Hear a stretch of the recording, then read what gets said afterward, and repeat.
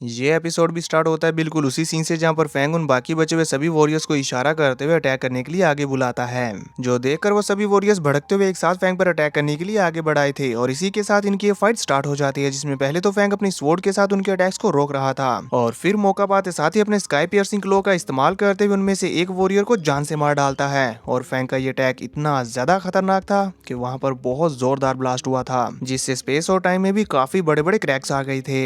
अपने एक साथी को खोने के बावजूद भी इन वॉरियर्स के ऊपर कोई भी फर्क नहीं पड़ता, वो अपनी फाइट को बिल्कुल वैसे ही कंटिन्यू किए हुए थे और फिर अटैक का सही चांस पाकर वो फैंग के ऊपर अपने फायर बॉल्स को छोड़ देते हैं, जो कि फैंग का पीछा कर रहे थे। फैंग उनसे बचने की कोशिश करता, लेकिन वो उसका पीछा करते हुए उसके पीछे पीछे आ रहे थे, इसीलिए वो इन्हीं के अटैक्स को इन्हीं के एक साथी के ऊपर देकर मारता है और फिर उसे अपने हाथों से पकड़कर अपनी स्वॉर्ड के साथ उससे भी जान से मार डाला था। ये नजारा सच में देखने लायक होता है कि कैसे एक अनडाइंग लेवल का वॉरियर फैंग के शैटरिंग द गैलेक्सी अटैक की चपेट में आकर डिसॉल्व हो गया। तब इसी दौरान एक और वॉरियर फैंग के पीछे से उसके ऊपर अपनी बड़ी सी एक्स के साथ अटैक करते हुए उसे जान से मारने की कोशिश करता है, पर फैंग बड़ी तेजी के साथ उसके इस अटैक से बचते हुए उसके पीछे आकर उस पर अपनी स्वॉर्ड से अटैक कर देता है। फैंग का ये हमला इतना ज्यादा तेज था कि उस वॉरियर को तो इसकी भनक भी नहीं लगती और फैंग उसकी बॉडी के टुकड़े टुकड़े करता हुआ उसके अंदर से निकल गया था और फिर एक जोरदार चीख के साथ वो बेचारा भी वहीं पर मारा जाता है। उस वॉरियर के मरने के बाद उसके बचे हुए ट्रेजर्स के अंदर से एक ट्रैप ओपन हो जाता है, जिसमें फैंग फंस चुका था, जो देखकर वहां पर मौजूद बाकी सभी डीमंस कहते हैं, जल्दी यही चांस है,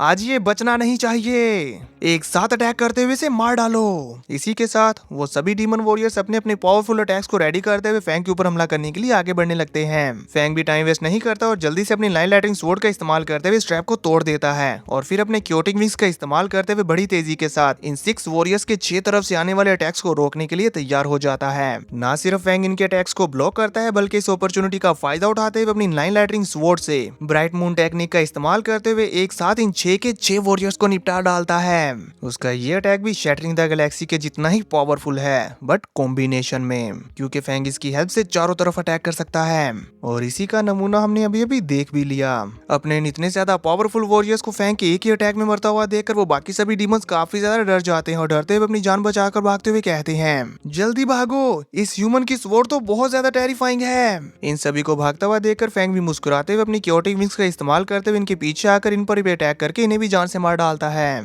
अपने सामने बैटल में ये नजारा देखकर बाहर खड़े हुए सभी डीमंस आपस में बात करते हुए कहते हैं, 18 किंग्स ने इस ह्यूमन वॉरियर को घेरा था, लेकिन उनमें से सिर्फ 5 ही जिंदा बचकर वापिस आ पाए। अब क्योंकि ये जो 5 वॉरियर्स है ये फैंग की स्पेस लो टेक्निक के अंदर से बाहर आ चुके हैं, ये यहाँ से टेलीपोर्ट होकर जा सकते हैं, तो फैंग भी इनका पीछा नहीं करता और अपनी स्पेस में रुकते हुए ही बाकी सभी डीमंस की तरफ देखता है और सिर्फ फैंग के देखने भर से ही वो सभी डीमंस डर के मारे पीछे हटने लग गए थे। यानी कि अब इस कदर फैंग का खौफ इनके दिलों में बस चुका है। इसलिए अब इनमें से कुछ डीमन वॉरियर्स गुस्से में पर्पल बेल किंग को याद करते हुए कहते हैं, कमीने पर्पल बेल किंग, तुमने हमें बुरे इरादों के साथ यहाँ पर समन किया। और फिर उनमें से कुछ डीमंस कहते हैं कि लास्ट टाइम जब इस तरह की इंटेंस बैटल हमें देखने को मिली थी वो आज से 6000 साल पहले हुआ था। तब भी एक ह्यूमन जिसका नाम 7 स्वॉर्ड्स किंग है, उसने स्टार टावर में अपने यूनिवर्स मास्टर लेवल के एक ट्रेजर जिसका के नाम एम्प्टी ग्रिप है, उसका यूज करते हुए हमारे बहुत सारे किंग लेवल के वॉरियर्स को मार डाला था और कईयों को तो जख्मी भी कर दिया था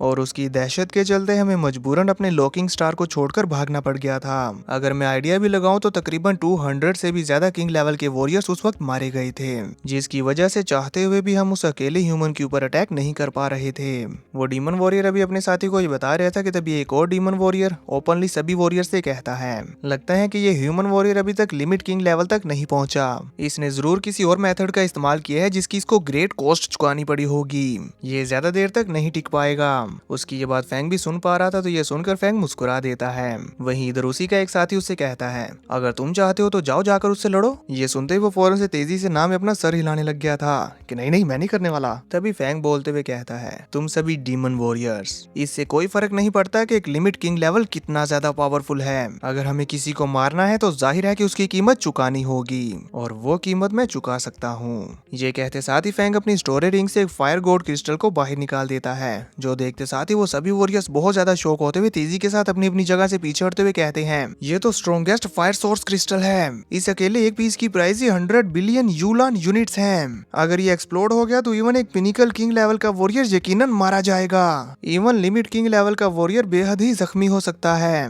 ये सोचते हुए वो सभी काफी ज्यादा निराश हो जाते हैं, जबकि फैंग मुस्कुराते हुए उस फायर गोड क्रिस्टल को अपने हाथों में लेते हुए कहता है, अब इनमें से किसी की भी आगे बढ़ने की हिम्मत नहीं होगी। इसी के साथ वो अपने स्पेस लॉकिंग आर्म ट्रेजर को यूज करना रोक देता है, जो होते साथ ही फौरन से वहाँ पर स्टार इल्यूजन किंग टेलीपोर्ट होते हुए पहुंच आई थी। यहाँ पहुंचकर वो अपने आसपास का नजारा देखकर काफी ज्यादा अमेज हो जाती है, क्योंकि फैंग के स्लैश अटैक ने वहाँ गैलेक्सी में जो अपनी छाप छोड़ी है वो सच में बहुत ही ज्यादा ब्यूटीफुल और शानदार है। और स्टार इल्यूजन किंग को तो शुरू से ही ये सब बहुत पसंद है। ये देखते ही उन्हें भी समझ आ गया था कि ये सब फैंग नहीं किया होगा। इसी के साथ वो फैंग को अपने साथ लेते हुए टेलीपोर्ट होकर वहाँ से चली गई थी, जबकि वहाँ पर मौजूद बाकी सभी डीमन वॉरियर्स ये देखते रह जाते हैं। तब इनमें से एक डीमन वॉरियर कहता है, इस ह्यूमन की पावर्स वाकई ही लिमिट किंग लेवल के बराबरी की है। तभी वहाँ पर मौजूद एक और डीमन वॉरियर पूछता है, क्या यहाँ पर मौजूद आप सभी में से कोई इस ह्यूमन का टाइटल जानता है? तो इस पर एक बंदा आंसर करते हुए कहता है, हम सिर्फ उसके नेम यांग को जानते हैं, उसके टाइटल के बारे में कभी नहीं सुना। तो इस पर एक और डीमन वॉरियर कहता है, कोई शक नहीं कि उसकी स्वॉर्ड टेक्निक एक्सट्रीमली ब्यूटीफुल है, सिर्फ उसके एक स्वॉर्ड स्विंग से ही स्वॉर्ड लाइट पूरी तरह से सॉलिडिफाइड होकर रिवर बन गई। और अब देखो 13 ग्लोरियस स्वॉर्ड रिवर्स स्पेस में बह रही हैं, जो कभी भी फेड नहीं होंगी। और हम सभी ये सच्चाई जानते हैं कि ये वो 13 किंग्स हैं जो कि आज यहाँ पर मारे गए। मुझे लगता है कि हमें उस ह्यूमन वॉरियर को कहना चाहिए स्वॉर्ड रिवर किंग। इसी के साथ सीन कट हो जाता है और फिर हमें देखने को मिलता है कि यूनिवर्स में हर तरफ अलग अलग जगहों में अलग अलग डीमंस आपस में बातें कर रहे होते हैं, और इवन ह्यूमंस तक भी ये बातें फैल चुकी थी कि एक स्वॉर्ड रिवर नाम के वॉरियर ने आज तबाही मचा दी। उसने एक साथ इतने सारे डीमन वॉरियर्स को मार डाला और इवन हैवी एरो किंग को भगा भगा कर उसे डीप स्लीप में डाल दिया, और ब्लड डीमन किंग तो उससे डरते हुए अपनी जान बचाकर भाग गया। साथ ही उसने पर्पल बेल किंग को भी मौत के घाट उतार दिया। ये न्यूज सभी डीमन वॉरियर्स, ह्यूमन वॉरियर्स और जितने भी डीमन ट्राइब्स हैं उन सभी में आग की तरह फैल जाती है, और अब यूनिवर्स में तकरीबन हर कोई स्वॉर्ड रिवर किंग के नाम को जानने लग जाता है। देखते ही देखते ये न्यूज जर्ज रेस की इंसेक्ट क्वीन तक भी पहुंच जाती है। इस बारे में सुनकर वो भी कहती है, ह्यूमन स्वॉर्ड रिवर किंग। कुछ डीमंस तो आपस में बात कर रहे होते हैं कि आखिर ऐसा कैसे हो सकता है, और कुछ कहते हैं कि उसने एक साथ 14 किंग्स को मार डाला। मैं उम्मीद करता हूँ कि फ्यूचर में मेरा कभी भी उसके साथ सामना ना हो, ये बहुत ज्यादा टेरिफाइंग है। कुछ डीमन वॉरियर्स जो ब्लड बीस्ट किंग के आसपास ही बैठे हैं वो भी आपस में जोर जोर से इस बारे में बातें कर रहे थे, और इसलिए उसकी तरफ देखते हुए फुसफुसाते हुए कहते हैं, हमने तो ये भी सुना है कि ब्लड बीस्ट किंग इतना ज्यादा डर गया कि वो उस ह्यूमन वॉरियर से बचकर भागते हुए यहाँ पर आकर छुप गया। अपनी ही डीमन रेस की ये सारी बातें सुनते हुए देखकर हम देखते हैं कि ब्लड बीस्ट किंग का तो खून खोल उठता है, और वो गुस्से में चिल्लाते हुए अपने टेबल को ही पलटते हुए कहता है,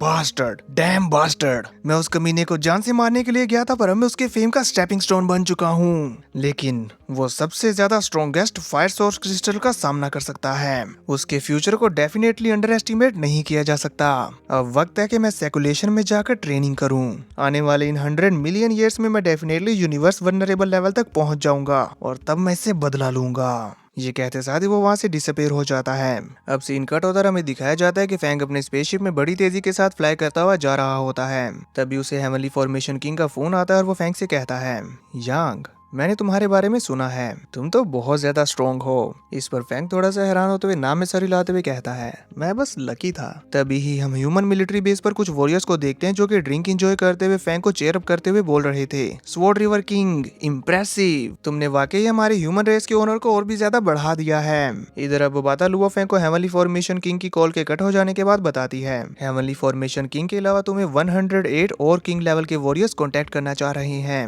इसी के साथ फिर हमें फैंग की टीम देखने को मिलती है, जिनके साथ hundred of thousands of human warriors जोर जोर से फैंग का नेम पुकार रहे होते हैं, sword river king, sword river king. इसी के साथ सीन कट होता है, फिर हमें फैंग के मास्टर किंग जेनियन को दिखाया जाता है, जो ड्रिंक एंजॉय करते हुए बहुत ही ज्यादा खुश होते हुए कहते हैं, स्वॉर्ड रिवर किंग, कोई शक नहीं वो मेरा ही डिसाइबल है। यानी कि ये भी सच में नहीं जानते कि ये कारनामा फैंग ने किया है, पर फिर भी उन्हें पूरा यकीन है कि ये फैंग ही होगा, क्योंकि उसके अलावा यूनिवर्स में ऐसा कोई नहीं है जो इतनी तबाही मचा सके। अभी वो खुश हो रहे थे कि तभी उन्हें क्यूरियोसिटी लॉर्ड की तरफ से एक वॉइस सुनाई देती है, जो उनसे कहते हैं, जेनियन। जो सुनते साथ ही वो बहुत ज्यादा सीरियस हो गए थे। क्यूरियोसिटी लॉर्ड आगे कहते हैं, ये न्यूज के लुआ फैंग ही स्वॉर्ड रिवर किंग है, ये एक एब्सोल्यूट सीक्रेट है जो किसी भी सूरत में लीक नहीं होना चाहिए। यह हम देख पाते हैं कि इस दौरान किंग जेनियन सिटी लॉर्ड के सामने अपीयर हो चुके थे। सिटी लॉर्ड की यह बात सुनकर किंग जेनियन अपना सर झुकाते हुए कहते हैं, जी हाँ। इसी के साथ फिर हम क्यूरियोसिटी लॉर्ड की रियल बॉडी को देखते हैं, जहाँ वो अपने मन में सोचते हुए कहते हैं, sword river king,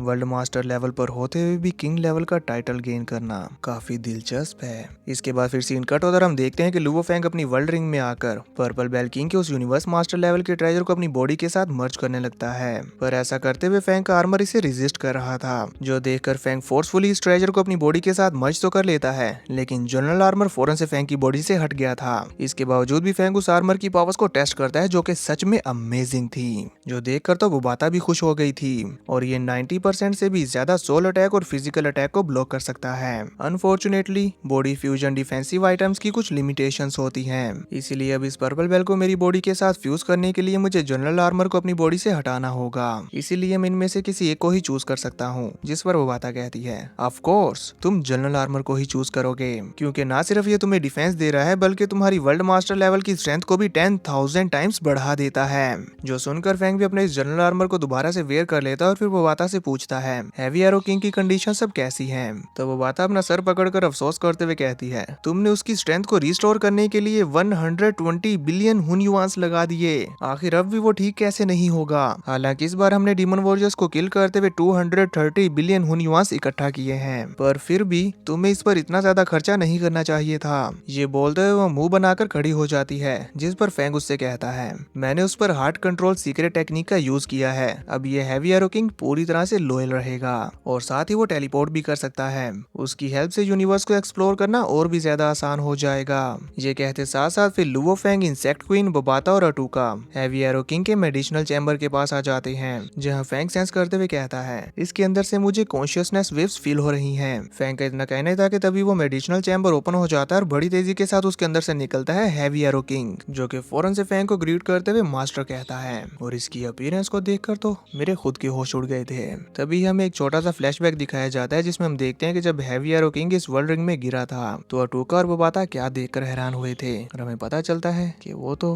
heavy arrow king की अपीयरेंस को देखकर शॉक हो गई थी। और सच में दोस्तों, आप भी बताना कि आपने ये एक्सपेक्ट किया था कि हैवी एरो किंग असल में एक कैपिबारा निकलेगा। बुबाता और अटूका तो तेजी के साथ दौड़ते हुए आकर इसको सहलाते हुए कहती हैं, इसकी अपीयरेंस कितनी क्यूट है, पर फिर भी ये खुद को फोर्स करते हुए ऐसे एक्ट कर रहा था जैसे कि ये कोई माइटी मैन हो। इस पर अब हैवी एरो किंग अटूका और बुबाता को झटकते हुए थोड़ा दूर जाकर कुछ जिम्नास्टिक्स वाले पोज मारते हुए कहता है, I am a mighty man, मुझे कम मत समझो। इस पर तो अटूका उसके साथ जाकर उसकी हाइट नापने लगती है कि कितना छोटू सा है, और बातें देखो बड़ी बड़ी। हैवी एरो किंग की अपीयरेंस को देखकर फैंग तो अपनी हंसी नहीं रोक पा रहा था, पर फिर भी वो सीरियस रहने की कोशिश करता है। पर इंसेक्ट क्वीन वो तो बिल्कुल भी अपनी हंसी नहीं रोक पा रही थी और जोर जोर से हंसने लगती है। उनकी इसी हंसी के साथ ये एपिसोड यहीं पर खत्म हो जाता है।